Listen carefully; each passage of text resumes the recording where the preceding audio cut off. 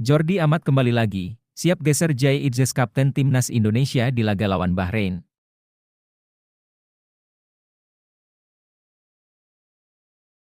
Timnas Malaysia ditolak 8 negara di FIFA Matchday Oktober 2024, FAM Malaysia buat alasan biar tidak malu.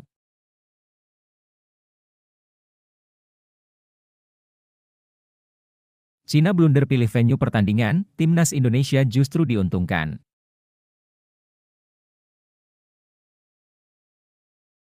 Timnas Indonesia bakal bikin Bahrain susah tersenyum seperti dulu, skuad Garuda kini jauh berbeda.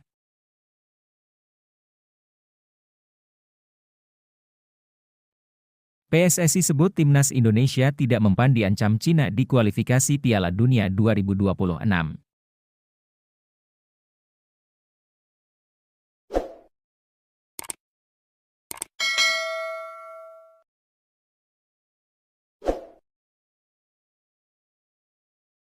Jordi Amat kembali lagi, siap geser Jai Idzes kapten timnas Indonesia di laga lawan Bahrain.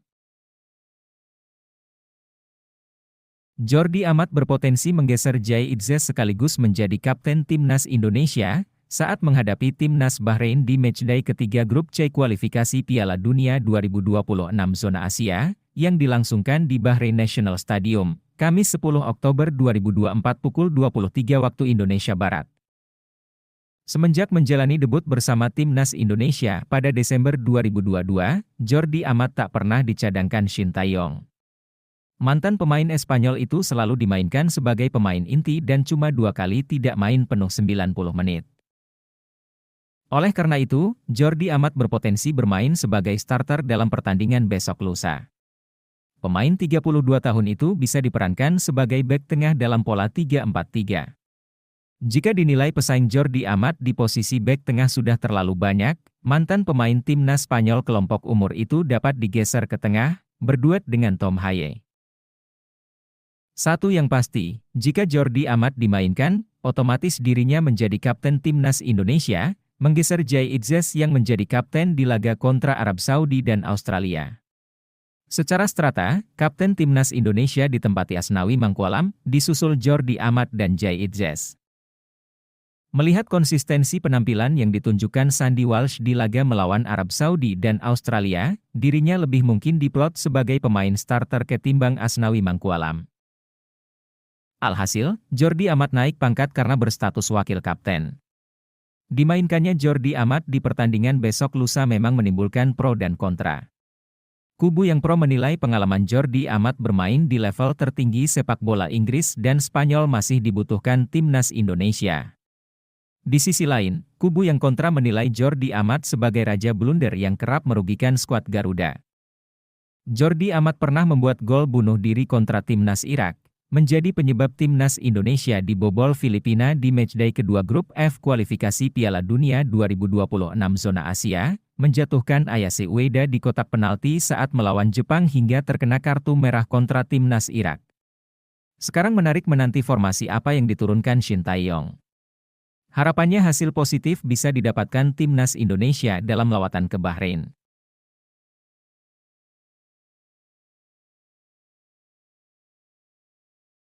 Timnas Malaysia ditolak 8 negara di FIFA Matchday Oktober 2024, FAM Malaysia buat alasan biar tidak malu. Federasi Sepak Bola Malaysia, FAM, buka suara soal timnas Malaysia yang ditolak 8 negara untuk laga di FIFA Matchday Oktober 2024. FIFA Matchday menjadi ajang pembuktian bagi setiap timnas untuk mengetes kekuatan pada laga uji coba, termasuk timnas Malaysia. Setiap negara biasanya menggelar 2 pertandingan uji coba selama jeda internasional berlangsung. Hanya saja timnas Malaysia baru mendapatkan 1 calon lawannya di FIFA Matchday Oktober 2024.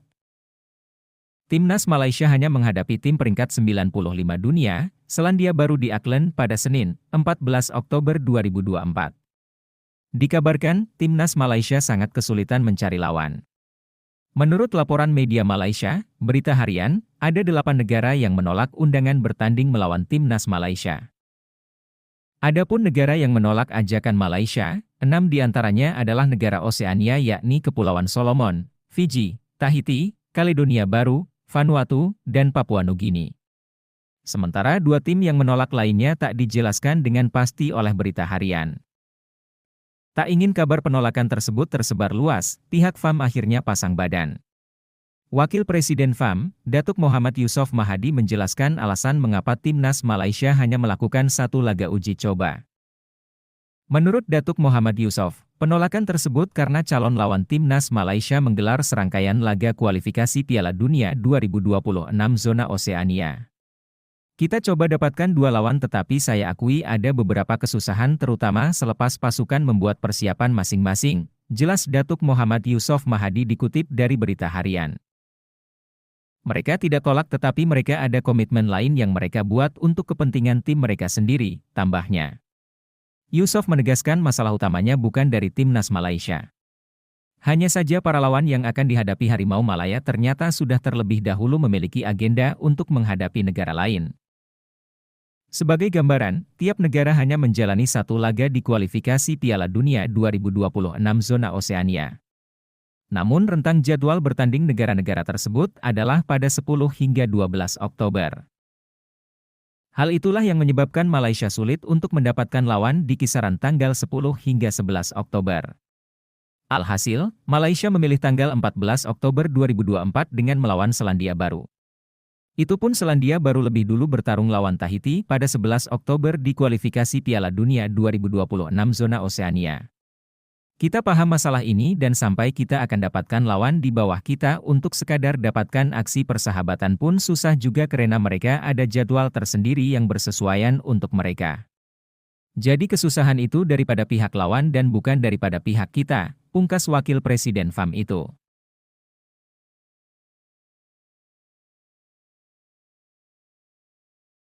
Cina blunder pilih venue pertandingan, Timnas Indonesia justru diuntungkan.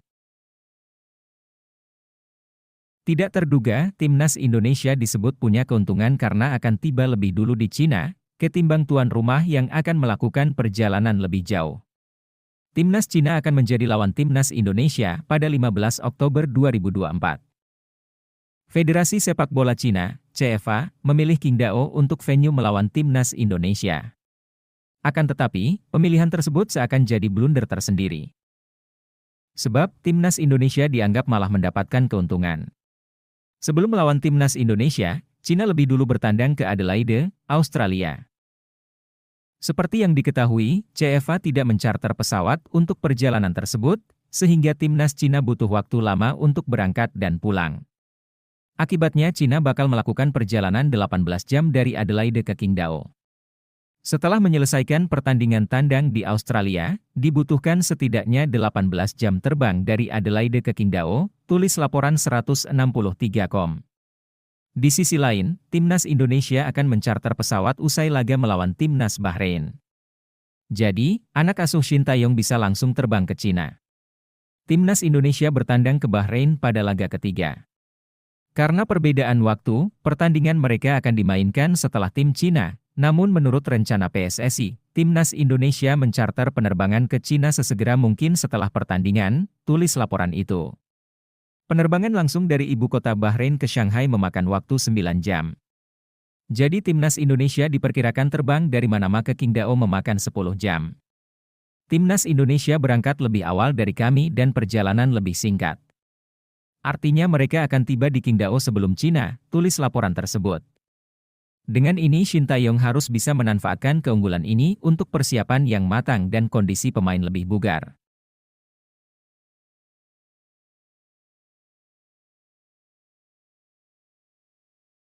Timnas Indonesia bakal bikin Bahrain susah tersenyum seperti dulu, skuad Garuda kini jauh berbeda. 2 hari menjelang laga Bahrain kontra Timnas Indonesia segera digelar, dalam babak penyisihan grup C kualifikasi Piala Dunia 2026 zona Asia ronde ketiga. Posisi Timnas Bahrain cukup diuntungkan karena bermain di kandang dan mendapat dukungan dari supporter sendiri. Dukungan fanatik dari supporter tuan rumah berpotensi meningkatkan mentalitas penggawa Timnas Bahrain, untuk bisa mengalahkan Timnas Indonesia. Seperti yang diketahui, laga Bahrain versus Timnas Indonesia akan digelar di Bahrain International Stadium, Kamis, 10 Oktober 2024, pukul 23 waktu Indonesia Barat. Timnas Bahrain pastinya mengandalkan kenangan indah saat menjamu Timnas Indonesia beberapa tahun silam. Tepatnya di Bahrain National Stadium pada 29 Februari 2012. Saat itu Bahrain menjamu Timnas Indonesia untuk laga lanjutan babak penyisihan Grup E kualifikasi Piala Dunia 2014. Laga tersebut menjadi pertemuan terakhir kedua tim, sebelum akhirnya berjumpa kembali di babak kualifikasi Piala Dunia 2026 zona Asia. Timnas Bahrain tampil menggila dan mampu menggulung Timnas Indonesia secara telak dengan skor 10-0. Kala itu Timnas Indonesia diperkuat oleh pemain-pemain yang tampil di Liga Domestik dan pemain naturalisasi. Mereka diantaranya adalah Ferdinand Sinaga, Irfan Bahdim, Diego Michels, Hengku Ardiles hingga Wahyu Wijiastanto. Kekalahan tersebut menjadi rekor terburuk bagi Timnas Indonesia. Kekalahan 0-10 menjadi kekalahan terbesar yang pernah dialami oleh Timnas Indonesia. Tragedi 0-10 itu juga terus diingat-ingat oleh supporter Timnas Indonesia. Namun kini, kans Timnas Bahrain untuk mengulang kenangan manis tersebut diprediksi akan sulit terjadi. Pasalnya kondisi kedalaman Timnas Indonesia saat ini jauh berbeda dari tahun-tahun sebelumnya. Di mana sekarang Timnas Indonesia dipenuhi pemain-pemain yang bermain di Liga Eropa. Di antaranya seperti Sandy Walsh, Ivar Jenner, Jay Itzes, Martin Paes, Mees Hilgers hingga Nathan Choe Aon. Berbeda dengan Timnas Bahrain yang mayoritasnya dipenuhi pemain dari Liga Domestik.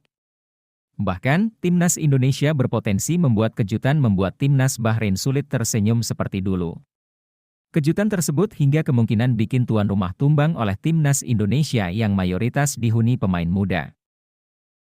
Terlebih market value Timnas Indonesia kini berada di atas Timnas Bahrain. Meski demikian, Timnas Indonesia tetap harus waspada, mengingat Timnas Bahrain unggul dari segi pengalaman.